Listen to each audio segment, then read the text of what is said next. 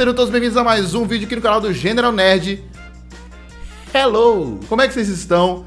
Vamos falar sobre The Umbrella Academy. Sim, a segunda temporada de The Umbrella Academy estreou na Netflix nessa semana e eu quero trazer pra vocês o que eu achei desta segunda temporada, sem spoilers, tá bom? Pode ficar tranquilo, você não viu a série ainda, que tá no lançamento, quer só saber se a temporada tá boa pra ver, fica tranquilo, o vídeo é sem spoilers. Tá maravilha que eu boto a mão aqui e fica mostrando aqui os hello e goodbye. Eu gosto do Klaus mesmo. Klaus pra mim é o melhor personagem dessa porra dessa série. E é isso daí. Então nós vamos falar sobre essa segunda temporada. Mas antes, como eu sempre peço pra vocês, me sigam nas redes sociais se vocês ainda não seguem, ok? Me siga no Instagram, me siga no TikTok, me siga na Twitch TV. Todos os links estão aqui na descrição. Todo dia tem conteúdo nessas redes sociais pra vocês, beleza? Então é sério, você não perde absolutamente nada do seu tempo indo me seguir nessas redes sociais e você ganha muito conteúdo, muito da hora. Então vamos lá, vamos falar sobre essa segunda temporada de The Umbrella Academy. Como vocês já sabem, de acordo com o meu vídeo sobre a primeira temporada de The Umbrella Academy, é uma série que eu gosto muito. Principalmente porque nós trazemos aí, é uma série com super-heróis, uma série com... Na verdade, super-heróis, a gente traz uma série com super seres, com pessoas com poderes incríveis e que a série não tá nem aí pra isso, pro fato deles terem poderes incríveis. Fica completamente, não fica nem em segundo plano o fato deles serem super seres, fica em terceiro plano. Porque a série, ela quer tratar sobre as pessoas. Quem são as pessoas que estão por trás desses poderes? Então nós vemos muitos dramas pessoais na série, etc e tal. Vocês sabem toda a minha opinião sobre a primeira temporada e o como eu gosto dela. Mas e a segunda temporada? Melhor, pior, igual a primeira? Vamos logo já que vocês querem, pra quem quer uma definição, né? Melhor, pior ou igual? Eu gostei igualmente da segunda do que da primeira. Achei ela como uma temporada, achei ela melhor, mais bem feita, principalmente no quesito narrativa, no quesito desenvolver da história. Porque muitas pessoas viram a primeira temporada e tiveram alguns problemas com a questão da desenvoltura da série, né? Falam que ela demora pra pegar no tranco e tudo mais. Essa segunda temporada, ela não demora pra pegar no tranco, porque já foi estabelecido na primeira temporada quem são os personagens, qual é o background, qual é o cenário, quais as características de cada um desses personagens. Então a segunda temporada, ela permite que você aprofunde mais. Só que eu tive alguns problemas na segunda temporada que eu não tive na primeira. Quase todos os problemas eu tive na segunda e não tive na primeira, porque são problemas que só uma segunda temporada pode ter. Então primeiro vamos falar sobre a história dessa segunda temporada, né? Qual é o roteiro dela, qual é a sinopse da segunda temporada de The Umbrella Academy. Nós vemos a temporada continuando exatamente de onde terminou a primeira temporada. Aí sim, infelizmente, vou ter que dar spoiler da primeira temporada. Você tá vendo um vídeo sobre a segunda temporada de uma série, imagino que você já viu pelo menos a primeira. Então a gente vê eles continuando exatamente depois que a Vanya destruiu a Lua e eles viajando no tempo com o número 5, né? E aí acaba que eles vão ao passado, eles viajam ao passado, só que é muito no passado, lá na década de 60, e infelizmente ali por problemas, durante essa jornada eles acabam caindo em anos, com um espaçamento de anos diferentes entre eles. Então alguns chegaram em 1960, outros chegaram em 1963 e por aí vai. Então eles caíram sozinhos na década de 60 em Dallas, Texas. O que acontece é que eles trouxeram o Apocalipse junto com eles, tá? Nada disso é spoiler, é a sinopse da segunda temporada. Eles viajaram para a década de 60 e trouxeram o Apocalipse com eles. E cabe mais uma vez a Umbrella Academy impedir que o mundo acabe. Entendido? Essa é a sinopse da segunda temporada. E aí agora eu quero falar primeiro sobre as coisas que me incomodaram, porque pontuando elas são bem menores do que as coisas que me agradaram. Então deixa eu passar rápido pelas coisas que me incomodaram e a gente segue em frente com o baile. A segunda temporada começou a me incomodar lá pelo meio dela, quando eu comecei a perceber que algumas narrativas, alguns roteiros estavam começando a se repetir, o que me passou um pouco de sensação de roteiro preguiçoso, sabe? Meio que um efeito The Flash. Eu quero começar a chamar isso de efeito The Flash, né? Que quando a gente chega assim e pergunta: qual é aquele episódio de The Flash que ele começa, encontra o vilão, um problema acontece, ele não consegue resolver na metade do episódio, ele volta pro Star Labs, toma um discurso motivacional de alguém do Star Labs e volta e consegue derrotar o vilão. Todos os episódios do Flash são assim, né? Então tem esse meme. Então eu comecei a ver um efeito Flash, porque a gente meio que começa a ver assim, Qual episódio que acontece X coisa em The Umbrella Academy? Aí você olha assim, eita, né? Algumas coisas se repetem. Não sei se era intencional para fazer um espelhamento com a primeira, mas se foi, não ficou muito claro, não foi muito bem executado, então isso começou a me incomodar. Parece que algumas saídas, alguns plot twists não foram tão grandes plot twists assim. Outra coisa que me incomodou é que parece que alguns personagens que tiveram... Nós tivemos uma primeira temporada incrível em questão de desenvolvimento de personagem, crescimento pessoal para cada um deles, para cada um mesmo. Cada um personagem que tinha importância na série teve um desenvolvimento pessoal. Show. Alguns deles foram para a segunda temporada com os mesmos problemas da primeira. Parece que alguns desenvolvimentos pessoais de alguns personagens se mantiveram iguais. Por exemplo, o desenvolvimento do Luther. Essa temporada foi um personagem extremamente cansativo, sabe? Mesmo que The Umbrella Academy seja uma série, uma história, né? Que ela é, vamos dizer assim, quase caricata, né? Então ela tem algumas coisas exageradas.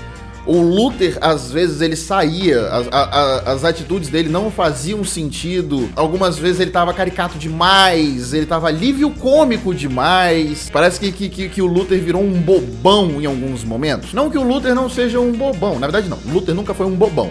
Na primeira temporada, Luther era uma pessoa infantil. Ok, o Luther tinha problemas paternais. Ok. É uma pessoa que demorou a crescer, entendemos. Mas um bobão, Luther nunca foi. E nessa temporada, Luther ficou meio bobão.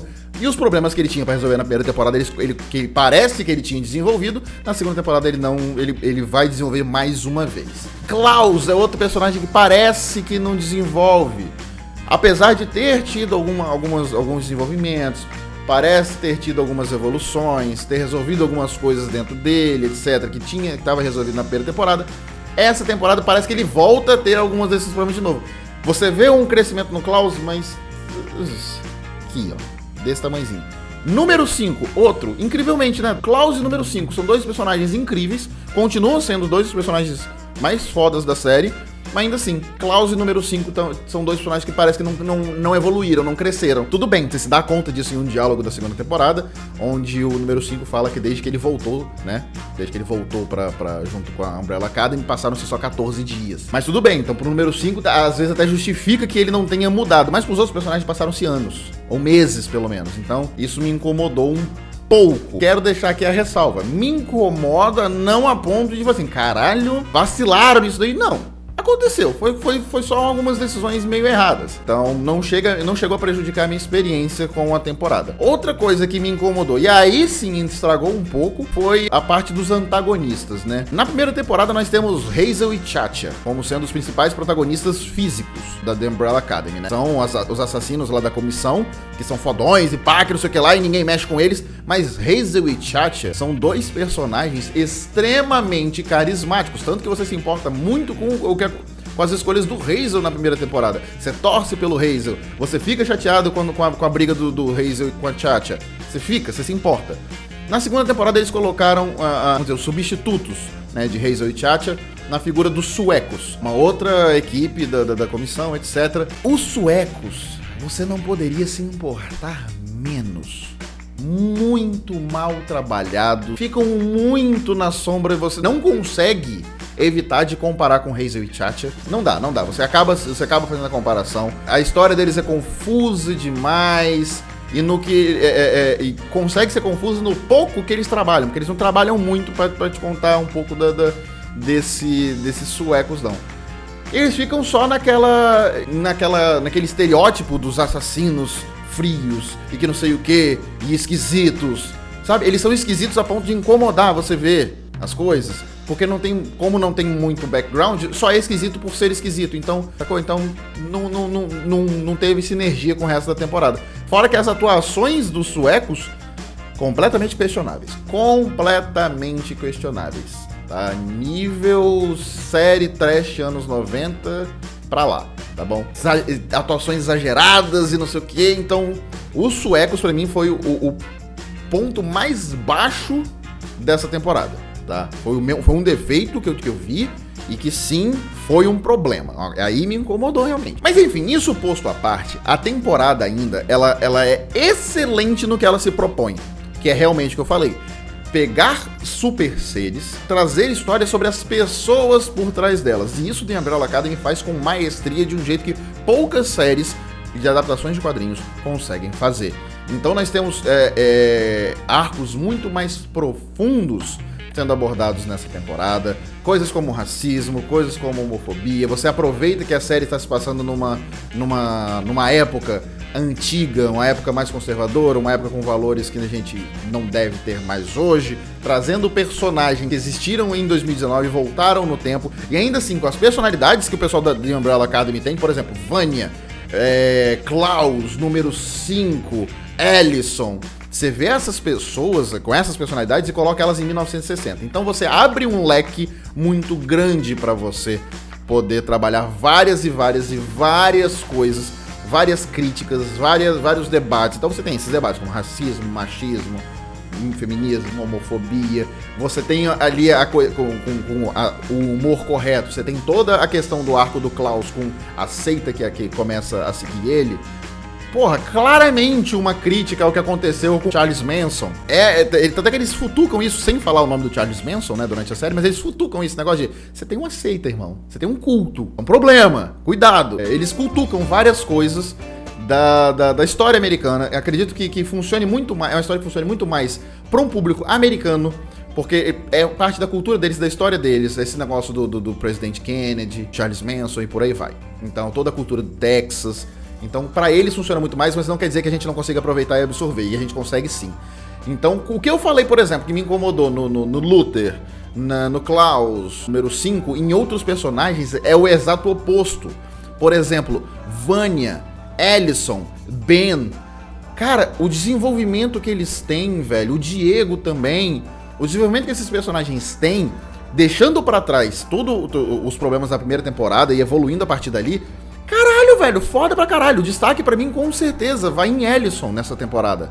A Allison, que ficou tão apagada na primeira temporada, essa temporada ela brilha de um jeito incrível. Tanto ela quanto a pessoa que está junto com ela, que eu esqueci o nome do ator.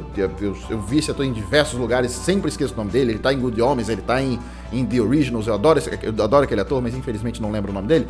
Aquele ator maravilhoso, então toda a dinâmica desses dois personagens foi incrível. A história aprofunda mais nesse universo da Umbrella Academy, por motivos que eu não posso falar, que aí é spoiler, mas ele aprofunda sim nesse universo deles, expande esse universo da comissão, como surgiu a Umbrella Academy, por que surgiu, quem eram esses personagens envoltos nisso. E aí a gente entra, obviamente, nas partes mais técnicas, né, que, pô, são o chuchuzinho da série, né? A fotografia da série permanece perfeita, os efeitos especiais da série continuam incríveis, e ali a cerejinha do bolo. A trilha sonora de The Umbrella Academy dessa vez conseguiu, se na primeira temporada já era boa, na segunda temporada ela dá aquele passinho pra cima. Nada que te faça falar assim, caralho, por que a primeira temporada não foi assim? Mas dá aquela sensação de evolução. Uma trilha sonora que ela te envolve mais, ela te carrega. Então, The Umbrella Academy na segunda temporada é uma série foda pra caralho. Problemas aconteceram. Quando você assistir, você vai ter desse negócio que eu tô falando de histórias parecer que tá se repetindo e parecer roteiro preguiçoso, né? Apesar desses problemas, ela permanece sendo uma série foda pra caralho. Que, como eu disse, se compromete a entregar uma coisa e cumpre de entregar essa história. Os X-Men mais errados. Os X-Men passando por uma fase esquisita, né?